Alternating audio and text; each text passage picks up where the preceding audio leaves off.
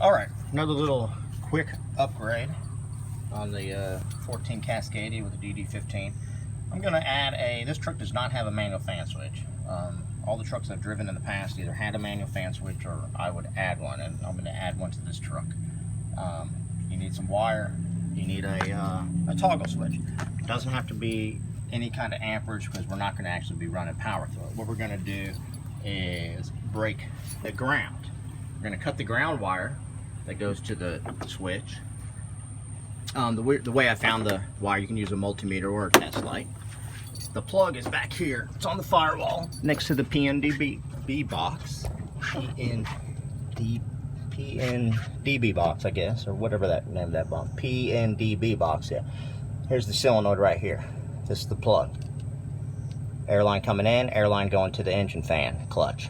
Here's the plug. Two wires. One's got power, one's a ground. If you unplug this, the fan will just stay on. Anytime the ECU notices that there's a broken circuit dealing with the engine fan, regardless if it's to deal with the AC or whatever. I think might be 4 or 5 different things that actually turn the engine fan on besides the AC. You know, the AC and the coolant being the main two, but there might be there might be something that turns it on with the EGR or during the regen or something like that. So you do not want to mess with the power line. Leave the power line intact. If you mess with that power line and cut the power line in half and run power into a toggle switch and then back out, the ECU probably will flip out because these trucks do not read stuff in simple 12 volts. They read volts, and I mean, some of the emission stuff is half a volt, or 0.75 or 3/4 of a volt, 1.5 volts. So what we're going to do is we're going to cut the ground line.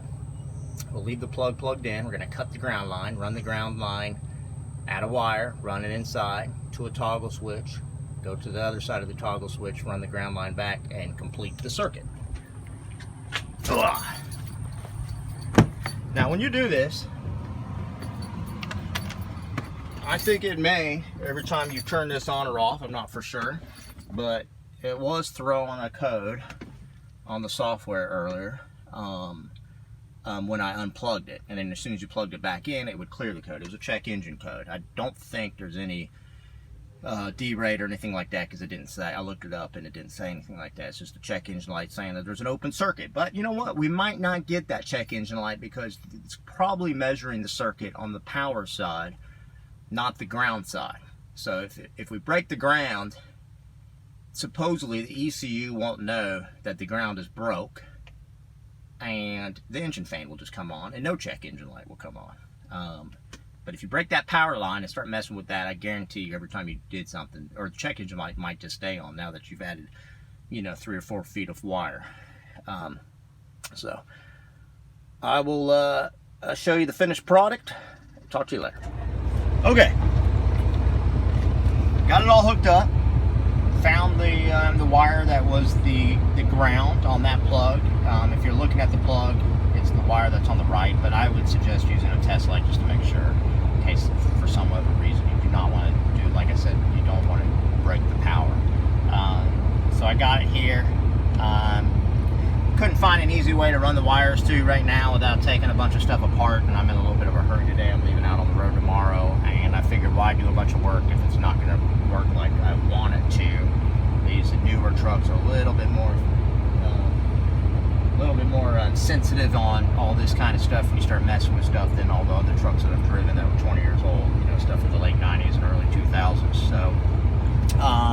So broke the ground, ran the wires in, just ran it in through the weather stripping there, cable tied the wires to my ELD and my scan gauge wire that's going up between those two little sections.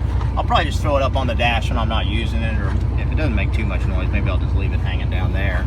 The reason I do this on trucks is I do not like going up steep hills with the truck cycling between 180 and 220 degrees back and forth, back and forth, back and forth. It just seems like it's ridiculously hard on the engine. Why not turn the fan on at the bottom of the hill, go up the hill like you want to.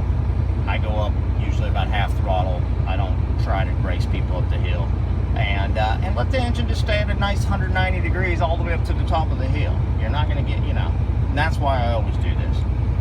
They stopped putting engine fans in trucks, I think, because a lot of drivers would just turn them on and leave them on. And if you leave your engine fan on, it will affect your fuel economy. You can lose up to a half a mile to the gallon in fuel, because that fan, turning that fan on, does take about 30, 40, 50 horsepower to run.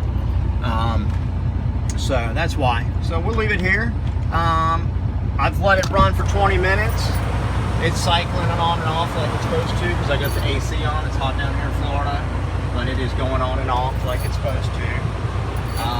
No codes on the diagnostic software. When the AC cycles the fan off, I've turned it on and off a bunch of times, and no codes whatsoever. There is one code on there. It's a temperature sensor outside air code. I don't know if that sensor's bad. The one on the bumper, it's plugged in. Maybe the sensor's bad on the bumper or whatever, but we'll get to that another day. All right, good luck, guys.